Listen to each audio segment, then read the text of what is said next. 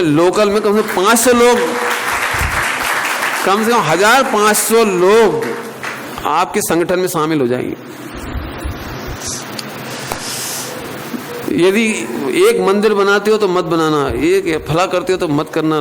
आप कहो तो एक काम करो, मैं पढ़ के सुनाता हूँ। रत्नगढ़ साहब का चार लाओ आप। रत्नगढ़ साहब का चार जी में सदा सुखदास जी ने मरते मरते अंतिम समय में अपने शिष्य जो उनके पास आए थे समाधि देखने के लिए जयपुर से अजमेर, उन अपने शिष्यों में उन्होंने बड़ी उससे कहा, भैया जो काम पंडित टोडरमल जी ने किया और जयचंद जी छाबड़ा जी ने किया और हम सब विद्वानों ने मिलकर के किया है, एक ही काम करना, जिनवाणी खूब लिखना, पढ़ना, पढ़ाना, छपाना, इनका प्रसार करना। इस कलिकाल में तीर्थंकरों का अभाव में एक जिनवाणी ही शरण है। यदि तुम चाहते हो कि ग्रहित मिथ्यात्व ना हो, हमारे जीवन में मिथ्यात्व ना हो जैनियों में, यदि तुम चाहते हो कि जैनी लोग अंतर्जातीय विवाह ना करें, यदि तुम चाहते हो जैनियों में उच्छृंखल आचरण ना हो, खान पान ना हो, पापाचार ना हो, व्यभिचार ना हो, हिंसा ना हो, तो तुम केवल एक ही काम करना कि ज़्यादा से ज़्यादा इसके पठन पाठन की व्यवस्था करना। और उस बात से प्रेरणा लेकर के आए थे जयपुर। करीब 125 बरस हो गए, 125 साल, लगभग 125 साल हो गए, जिसमें आज हमारे टोडरमल स्मारक के विद्यार्थी पढ़ते शास्त्री की पढ़ाई।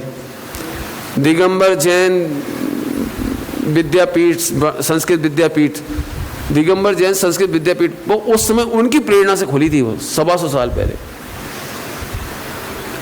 आज कितने लोग उसमें पढ़ के निकल गए, आप कल्पना नहीं कर सकते। उस समय की पिक्चर आप देखो, पिक्चर दीपचंद जी के समय की, भावदीप का में पढ़ लेना आखिरी का पेज, आखिरी इतनी पीड़ा के साथ लिखा है कि अब लोग संस्कृत प्राकृत नहीं जानते, पढ़ाने वाले गलत सूत्रों का गलत अर्थ पढ़ाते हैं, बाहर के ग्रहित मिथ्यात्व का प्रचार चल रहा है, कोई सच्चे सूत्रों के अर्थ बताता नहीं है। फिर एक ज्ञानी पुरुष ऐसा हुआ, उसने देखा जी हो क्या रहा है, उसने पढ़ के देखा जी अर्थ क्या कर रहे, तब उसने भाषा ग्रंथ बनाना शुरू किए, हिंदी में लिखना शुरू किया। इस पीड़ा को पढ़ के देखना। तो उनसे कहा कि आप समझा दो ना, समाज को समझा दो। बोले एक ज्ञानी और बाकी सारे अज्ञानी, और भट्टारकों का राज था उस जमाने में। आप कल्पना नहीं कर सकते, भट्टारकों की आमनाई में जन्मे थे जी सदा सुखदास जी, और जब ग्रंथों का अध्ययन किया उन्हें मालूम पड़ा एक गड़बड़ चल रही है, तो इतने जुल्म उठाए उन्होंने, इतनी तकलीफ उठाई उनकी भट्टारकों की, लेकिन चुपचाप लिखना शुरू किया। भाव क्या नाम है, दीपचंद जी कासलीवाल और क्या नाम है, सदा सुखदास जी कासलीवाल, लिखना शुरू किया। उसमें लिखा उन्होंने, कोई सुनता नहीं है, इसलिए लिख के रखे जाते हैं, कोई पढ़ना। आज सच कहते हैं, आप खुद देख लो, इस समय हिंदुस्तान में स्वामी जी के पहले जब शिविर नहीं लगते थे, तब पूरे हिंदुस्तान में कितने मंदिरों में स्वाध्याय होती थी, कितने घरों में स्वाध्याय होती थी, आप देख लो रिसर्च करके। और आज यदि इतनी बड़ी सभा बिना 10 लक्षण के, बिना क्या नाम अष्टांग के, और बिना विधान के, और बिना शादी सम्मेलन के और बिना वो प्रोग्राम के, क्या कहलाता वो सांस्कृतिक कार्यक्रम के, यदि ये सभा जोड़ी है तो इस सब का श्रेय पूज्य कान्जी स्वामी को जाता है। मेरी बहुत दिली तमन्ना है। हमने अभी विदिशा में शिविर लगाया, हमें कितना लाभ हुआ हम बता नहीं सकते। लाभ माने पैसे का नहीं, लाभ इसमें हुआ है। आज हमारे जाके देखिए आप कितना फायदा हुआ है। यदि आप चाहते हो कि आपके जन चेतना हो, संगठन हो, पढ़ाई हो, तो आप इसके लिए काम जरूर करो, जितनी जल्दी करो। जल्दी करो मतलब ऐसा रखा नहीं हम अगले ही साल लगा देंगे। यदि आप 5 साल भावना भाओगे सब लोग और पुण्य इकट्ठा करोगे, तब सारे देश के भावी सिद्ध आपकी नगरी में इकट्ठे हो पाएंगे। भावना भाओगे तो, बिना भावना भाए नहीं कर पाओगे। हमें दूसरा शिविर लगाने में 42 साल लग गए, 42 14 शिविर लगाए थे हमने, 14 शिविर, और अब 50वां लगाया तो 46। 46 साल बाद हमें नंबर मिला विदिशा में, लेकिन हम बहुत खुश हैं, बहुत खुश हैं। इन बच्चों को देख देख के ऐसी भावना जगती है। अब इतनी बात कही तो इसलिए एक बात और कह देता हूँ बीच में ही, वापस यहाँ आ जाएंगे अपन। एक बात और कहता हूँ, एक भावना तो सब लोग ये भाव क्या बस शिविर लगाएं। आप चिंता नहीं करना, 1 महीना आके पूरे मराठवाड़ा में मैं प्रचार करने जाऊंगा, मैं निमंत्रण देने जाऊंगा पूरी जगह जगह। और पैसे के बजट की चिंता नहीं करना। पैसा बजट का तो एक काम करो, आज की तारीख में तुम अपनी फाइनल बैलेंस शीट लिख लो आप, और उसके बाद जितना बचे उसका 10% लगा देना बस। मैं उससे ज़्यादा हो जाए शिविर लगाते समय तक तो 10% दे देना, हो जाएगा काम पर खत्म। मैंने आपका 1 पैसा नहीं लगेगा, ये मैं कह रहा हूँ। चिंता नहीं करना, बहुत हृदय से करो ये काम, बहुत मस्त है। मतलब इस समय कलिकाल में जिनवाणी के प्रसार के सिवा और कोई रास्ता नहीं। मैं तो देखो आज इतने लोग, एक को भी पलक नहीं झपक रही, टाइम भी वोट कर रहे हैं हम तो अभी नहीं झपक रही, और दिन भर के हारे थके आए हैं लोग, कल के बारात में से आए हैं लोग। ये बच्चा बारात में से आया था, बोलो इसके बावजूद ये बच्चे ध्यान से सुन रहे हैं। मतलब इस समय लोग टेक्निकल सुनना चाहते हैं। एक जमाना था देश भर में 99.9% मंदिरों में प्रवचन नहीं होते थे। बहुत बड़े बड़े विद्वान थे, जबकि बहुत बड़े बड़े विद्वान, जिनमें से मैं एक का नाम लेता हूं आपके सामने, जगन मोहन लाल जी कटनी। बहुत बढ़िया विद्वान थे, लेखक थे, बहुत अच्छे, गोपाल दास जी बरैया जी के शिष्य थे। कटनी में रहते थे, सुबह तो प्रवचन होता ही नहीं था, उनके रहते हुए भी सुबह प्रवचन नहीं होते थे। जब कभी गणेश प्रसाद जी बर्णी जी या कोई बर्णी जी आते थे तो सुबह प्रवचन होते थे, तो फिर 10-25 लोग इकट्ठे हो जाते थे, इतनी हालत होती थी उस समय। शाम को प्रवचन होते थे पर डे, तो ऐसे ऑड टाइम में होते थे कि जब दुकान से कोई आता नहीं था, मैंने उम्मीद ही नहीं थी कोई प्रवचन सुनने आएगा। ऑड टाइम, सो महिलाएं जरूर शाम को फ्री हो जाती थी, तो वो मंदिर में आके आरती करती थी, जो कुछ करती थी वो आती थी। उनमें से लिखा है उन्होंने, मैं बता रहा हूँ, जगन मोहन लाल जी कटनी साहब ने लिखा है, जगन मोहन लाल जी कटनी साहब ने पहली बार यदि सभा देखी है ना, प्रवचन की सभा, वो सोनगढ़ में देखी। तब उन्होंने जैन गजट में लिखा, जैन संदेश में एक लेख, उसी समय, ओहो प्रवचन की सभा क्या होती है आज हमने पहली बार देखी, जिसमें कोई कथा कहानी नहीं, कुछ नहीं, और 5000 पब्लिक और पिन ड्रॉप साइलेंस, और सीधी कथा चल रही, समय साज जी की चर्चा चल रही। ये उन्होंने लिखा है, आप लेख है मेरे पास। हम अपनी कटनी में प्रवचन करते थे, शाम को प्रवचन नहीं करते थे, बचनी का प्रवचन नहीं करते थे। ये मैं जो कर रहा हूँ ये प्रवचन है, बचनी का माने बाँचना, बचनी का माने पद्म पुराण हरिवंश पुराण बाँचना, क्यों उसमें समझाने का कुछ नहीं होता, स्टोरी होती ना तो सुना देते। तो बोले उसमें से 5-10 डोकरा डोकरी आ जाते थे। डोकरा डोकरी समझते हैं आजकल की भाषा में क्या बोलते हैं, ओल्ड सिटीजन क्या कहते हैं, एल्डर, हाँ सीनियर सिटीजन, ऐसे बोलो, अच्छा शब्द है सीनियर सिटीजन। उसमें 5-10 सीनियर सिटीजन आ जाते थे, वे हारे थके आते थे, तो उसके भरोसे बैठते थे, इसके भरोसे दीवार के सहारे, 2-4 ऐसे खंबे के सहारे ऐसे बैठ जाते थे।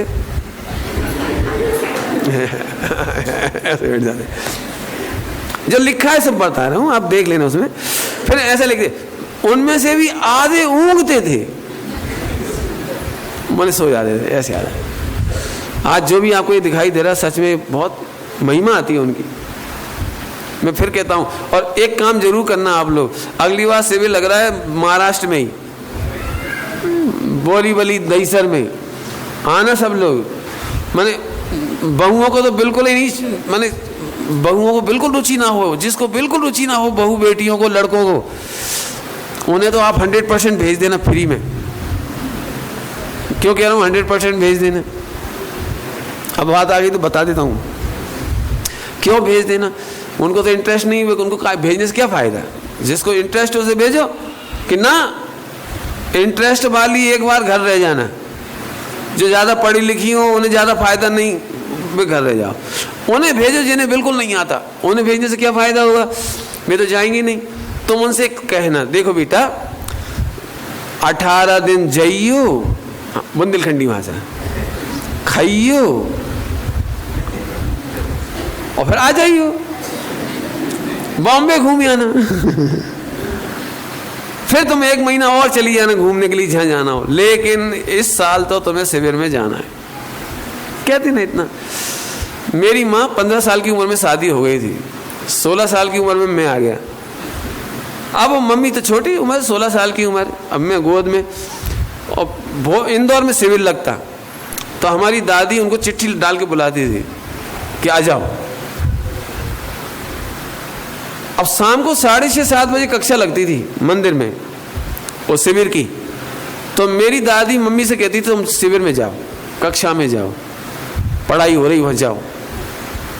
तो मेरी मम्मी बहाना मारती थी, उन्हें समझ इंटरेस्ट तो था नहीं, समझ में भी नहीं आता था, और पुरानी बहुएं थी तो घूंघट भी रहता था। तो उन्होंने ये कहा कि देखो हमें तो नींद आती है, मैं नहीं जा रही, आपको समझ में आता है आप चले जाओ। तो दादी ने बोला नहीं, आपको तो नींद आती है तो वहीं जाके सो जाइयो, लेकिन जाना है। तो फिर मेरी मम्मी ने दूसरा बहाना मारा कि शाम के जूठे बर्तन आप मांजो, अच्छा नहीं लगता, हम मांजेंगे, आप सुनिए आप। तो मेरी दादी ने कहा सुनो, जूठे बर्तन मैं मांज लूंगी, तेरे जूठे बर्तन भी मैं मांज लूंगी, लेकिन 6:30-7 की जो कक्षा चलती है उसमें जा। फिर तीसरा बहाना करा कि पप्पू छोटा है लैट्रिन बाथरूम करेगा, रोएगा। तो दादी ने कहा कि इसकी लैट्रिन बाथरूम मैं फेंक दूंगी, इसे मैं संभाल लूंगी, लेकिन तू जा। सच में मेरी दादी ने मेरी माँ को जो उपकार किया है उसके बदले मैंने जीवन भर देखा, मेरी माँ और दादी में मैंने एक दिन भी ऊंचे स्वर में आवाज नहीं सुनी। सगी माँ बेटी जैसी रही पूरे जीवन। मुझे इतना घर में ऐसा इतनी अच्छी सास बहू देखने को मिली, मतलब। और मेरी माँ में आखिरकार संस्कार आए, और उस संस्कार का फल ये हुआ कि हम 4 भाई और 1 बहन, और हम 5 में से किसी के मुंह में सिगरेट नहीं है, किसी के मुंह में कुछ गलत नहीं है, कोई गलत काम नहीं, कोई। मेरी बहन ने इतनी अच्छी समाधि कराई अपने सास ससुर की कि मैं उसे कह भी नहीं सकता, इतनी अच्छी समाधि कराई। मैंने बहू होते हुए भी घर में मेंबर नहीं थे, और पिताजी लैट्रिन में ऐसे लिपट गए तो उसने मैंने ससुर के पूरे कपड़े उतार के धो के सेवा करके, दिन में 4 बार चादर धोनी पड़ती थी तो 4 बार चादर धोती थी और सारी सेवा करी। मुझे आज गर्व होता है इस बात पर। यदि हमारी दादी की दूरदृष्टि ना होती तो आज मेरी माँ ऐसी ना होती और मैं ऐसा ना होता। और दूसरी ओर मेरे चाचा जी पढ़े लिखे कमिश्नर थे, उन्हें मंदिर में 90% नहीं गए। उनकी मिसेज आई बेबी पढ़ी लिखी ग्रेजुएट, बेबी नहीं गई। उन दोनों की 2 संतान हुई, दोनों की इंटरकास्ट मैरिज हुई, दोनों की इंटरकास्ट मैरिज। भैया के समाचार सुनाऊं, 50 लाख रुपए मांग रही वो 5 साल पहले, अब और रेट बढ़ गया होगा 50 लाख से ऊपर, तलाक लेने के लिए। चैटिंग से शादी करी। हमारे पिताजी ने बहुत कहा अच्छा रिश्ता। हमारे पिताजी 2 भाई, एक भाई के हम 5 ऐसे निकले, और दूसरे भाई के दोनों संतान, एक अमेरिका में एक बेंगलोर में है, मम्मी बेटो इंदौर में अकेली है, चाचा जी शांत हो गए। एक पूरा परिवार बिखर गया, और एक हमारा परिवार अभी पूरा का पूरा हर तरह से संपन्न है, हर तरह से बढ़िया है।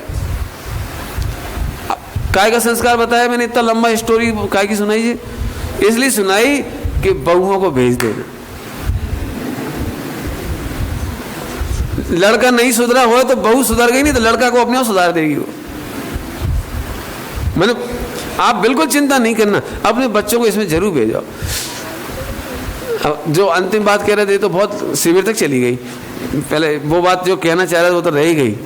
वो बात ये है कि आप लोग यहाँ पर कितने शास्त्री भैया हैं? कोई शास्त्री लोग नहीं है? कितने हैं? 3-4 हैं कि नहीं हैं? 1 2 और 3, एक और था 4। अरे हाँ, इनको तो भूल ही गए, बहुत बड़ा। और एक और भैया वो बॉम्बे में आजकल।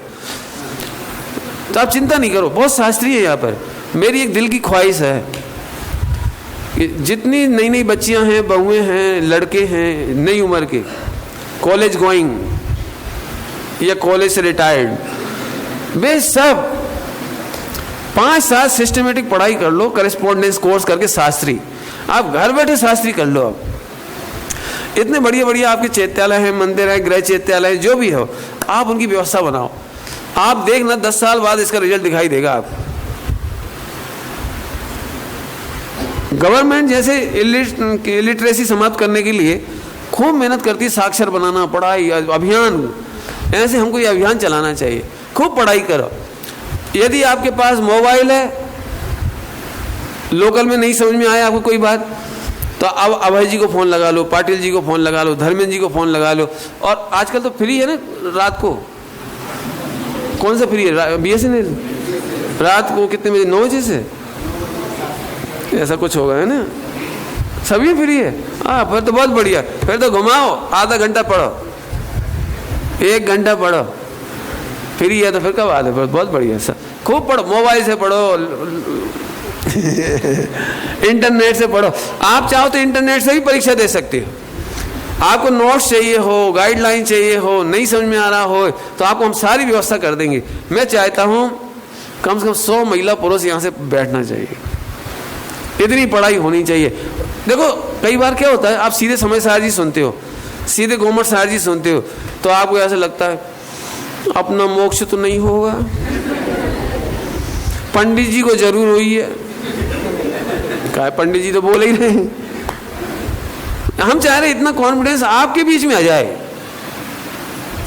पढ़ाई आपको करनी है, 5 साल सिस्टमेटिक पढ़ाई कर लो, फिर आपको कोई तकलीफ नहीं होगी। फिर औरंगाबाद में एक जोरदार अच्छा काम हो जाएगा। फिर एक सपना और है जो मैं परसों बताऊंगा। सपने तो देख ही सकते हैं ना, उसमें क्या देगा, सपने देखने में कौन पैसे लगते हैं। एक सपना के पैसे अभी भी नहीं लगे, शिविर का बोल दिया हमने। भावना भाव अच्छी जोरदार, नहीं तो गृहीत मिथ्याद वाले कदम कदम पर लूटेंगे आपको। जितनी बड़ी सिटी होती है ना पैसे वालों की, उतने ही ज्यादा लोगों की नजर रहती है यहाँ पर। हाँ भैया, इसके लिए सोने का बर्तन लाओ, ले आओ, बस सोना देते जाओ, सब दो, सब फटाफट करोड़ों रुपए जाता होगा यहाँ से पूरे देश में। हम चाह रहे आप अपने पैसे से एक शानदार एक ऑडिटोरियम बना लो। परसों वाली बात अभी कह दी, आज की तारीख में 1000-2000 आदमी बैठ सके, इतने बड़े ऑडिटोरियम की जरूरत है। बाहर आवाज जाए, डिस्टर्ब होते हैं आजकल की तारीख में। आपको विधान करना हो, आपको शिविर लगाना हो, आपको साल में 4 बार कार्यक्रम करने हो, जोरदार कार्यक्रम करो, खूब पढ़ाई लिखाई होए। मैं तो चाहता हूँ, मेरे से सुनो, यदि आप दान करते हो ना तो 90% बजट बच्चों को लाने के लिए गाड़ी खरीदने में लगा दो, ई-रिक्शा करने में लगा दो, हॉल बनाने में लगा दो, शिविर लगाने में लगा दो। हमारा 90% पैसा आज की तारीख में दी बेस्ट डोनेशन है। यदि हम सब शिक्षित हो गए, तत्वज्ञानी हो गए, तो हम में से कितने आचार्य कुंद होंगे, कौन कौन पंडित टोडामल जी बन जाएगा, हम ही आप में से।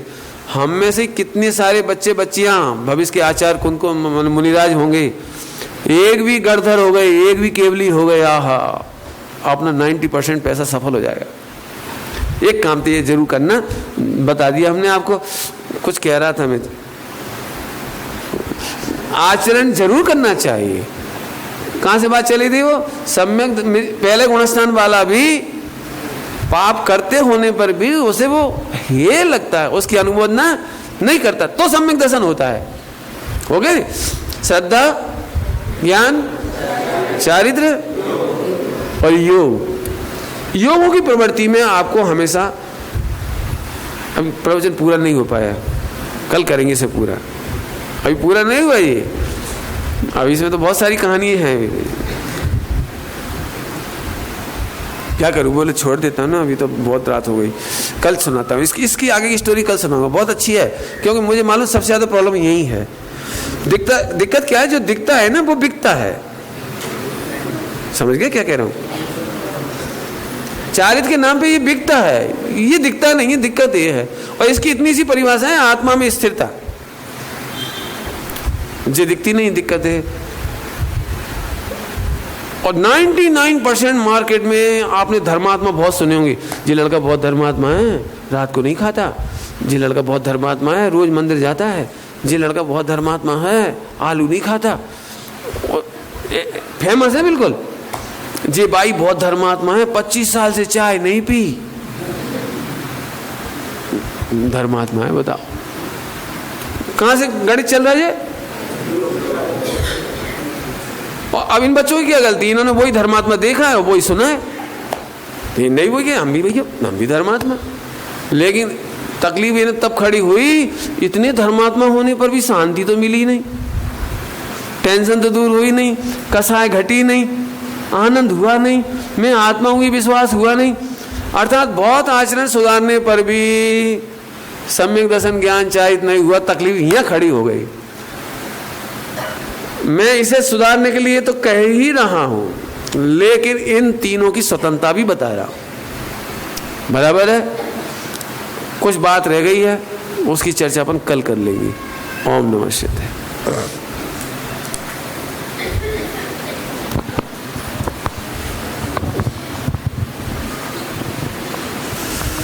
बहुत ही सुंदर जो हमने चर्चा सुनी। मैं आदरणीय भाई साहब से ये बताना चाहता हूँ, जब 4 साल से हम ये भावना भा रहे थे कि औरंगाबाद में सुमत प्रकाश जी आए, तो उसके लिए भी हमें 4 साल लग गए हैं, तो क्यों ना हम आज से भावना भाएंगे। मुझे पता है 4 साल के पहले लगना भी नहीं है, क्योंकि मुंबई, अहमदाबाद, उदयपुर और ग्वालियर के आमंत्रण पहले शिविर के लिए आए। लेकिन ज़रूर हम यदि आज से प्रशिक्षण शिविर की भावना भाते हैं, तो निश्चित रूप में 4 साल के बाद में वह अवसर हमारे औरंगाबाद में ज़रूर आएगा। जब हम यहाँ पर पत्रिका बना रहे थे और उसमें औरंगाबाद धर्मनगरी यह शब्द जब डाल रहे थे, तो कभी कभी मन में आता क्या वास्तव में औरंगाबाद धर्मनगरी है? जब हम बाहर का डामडोल देखते तो ऐसा लगता है कि कहाँ धर्म की चर्चा चलती है।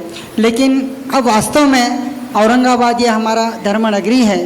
आप नोट कर लीजिए, तारीख दिनांक 20 जुलाई से 26 जुलाई तक मुंबई से जिनल बहन यहाँ पर आ रही है, जो सुबह सर्वशुद्ध ज्ञान अधिकार पर चर्चा करेगी, दोपहर में ज्ञान गोष्ठी होगी एवं रात्रि में गति अगति पर चर्चा होगी। और यह कार्यक्रम स्वानुभव स्वाध्याय मंडल अर्थात रत्नाकर जी गाड़ेकर के यहाँ N6 साईनगर सिडको में होगा।